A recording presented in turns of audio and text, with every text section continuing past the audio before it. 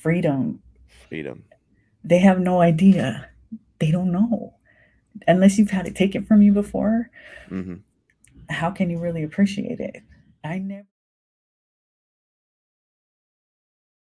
But man, when you're in there and you're really up against it, you find the greatest, the greatest jewels, not just about yourself, but other people. Mhm. Do you I do you mean, do you, do you do you see like can you see that how it how can I kind of frame this, like how it's not duplicated out here? oh, it's not duplicated at all. When I came home, I was like, what is this place? This is the most disrespectful place I've ever seen in my life. What has happened? And it's not what has happened. It's always been like this. It's that I changed. I came out and I knew how to be considerate of other people because when I made a move for the last 5 years, I had to think about how it was going to impact everybody else in the room, everybody else in the hallway, everybody else in the unit, and everybody gets in that kind of considerate thinking, like Hmm. every step is going to impact. It's that butterfly effect, and people don't do that out here.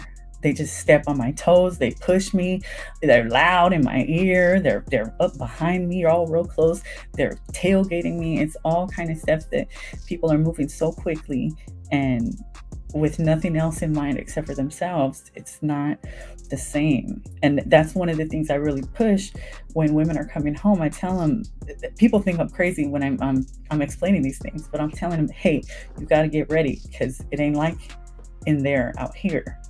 People don't care. People don't say I love you when they hang up the phone. In there we're like, okay, I love you. See you next unlock. Because we don't know what's going to happen between now and the top of the next hour. We don't know. Um, and when I came home and I was like telling friends, okay, I love you, they were like, what is wrong with you? Are you okay? And I was like, oh. Yeah, I mean, you don't get that as much on the men's side. I mean, we don't really be like, okay, love you, see you tomorrow. Right. but but there is a closeness, you know what I Mhm. mean, and there is a really a real camaraderie. You know what I'm saying? That like when I like you and I were talking about this yesterday, and I told you I wanted to bring it up because we can relate. But personally, I miss it. Mhm.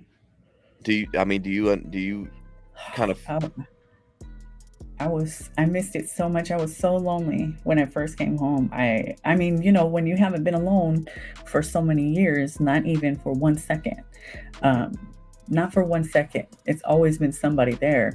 It's the independence and the freedom is almost it was overwhelming. I didn't know what to do with it.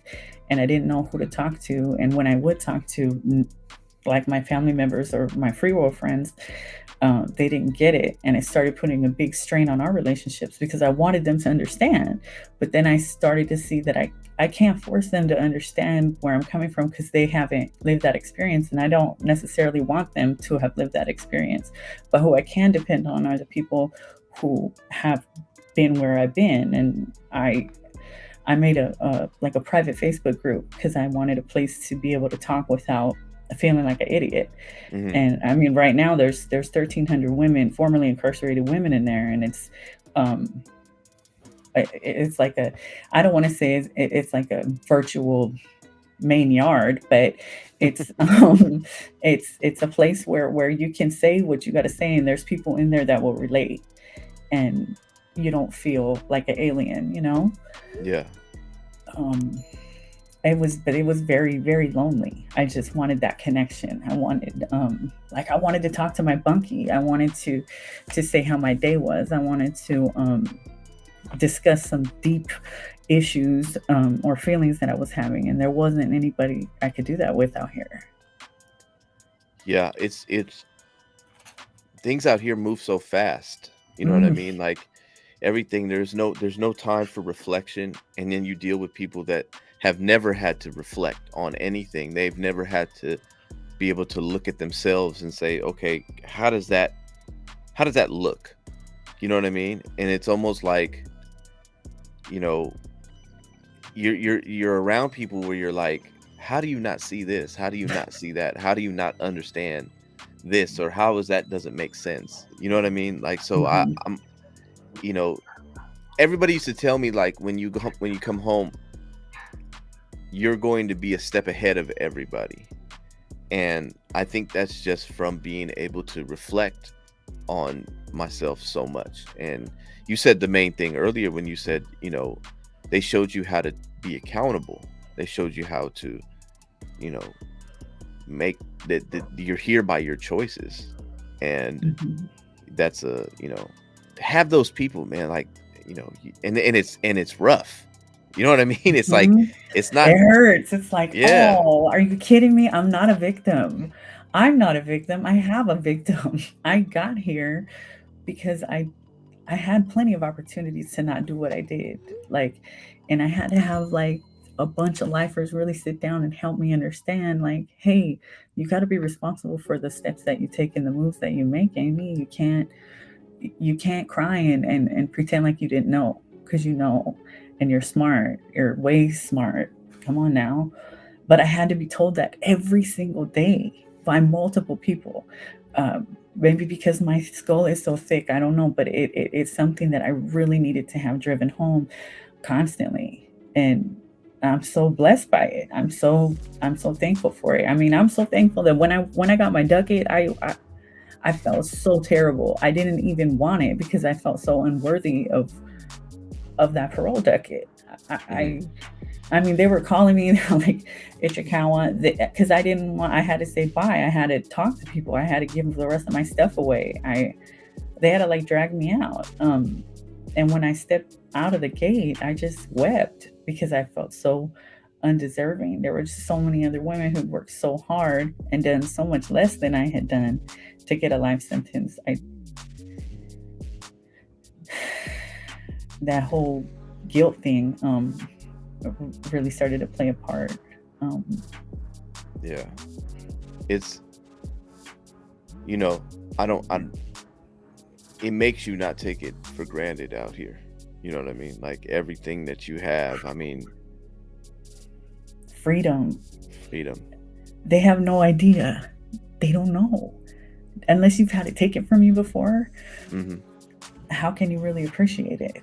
I never understood how vital what it really is. It's everything. And that's why I go so hard about certain things I go hard on, because freedom is very underrated out here, under celebrated.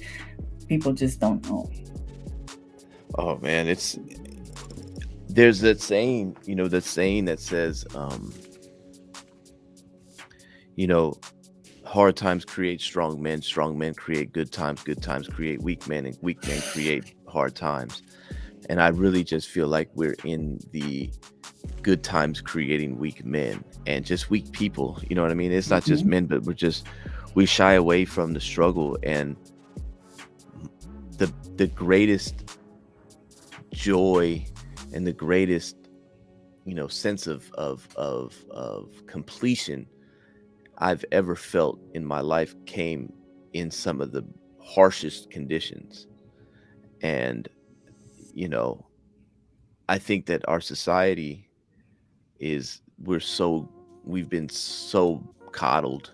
I'm Mhm. gonna use that word. Like, for real, like, it's just been so much coddling. It's just been so much, you know, I want this and I want that and Mhm. I need this and I'm entitled to this and that. That it's like, bro, like, go out there and just feel it. Just feel the pain. Remember, sticks and stones may break my bones. I mean, but words will never hurt me. I remember that, and Hmm. now people are literally claiming that they're physically injured by words.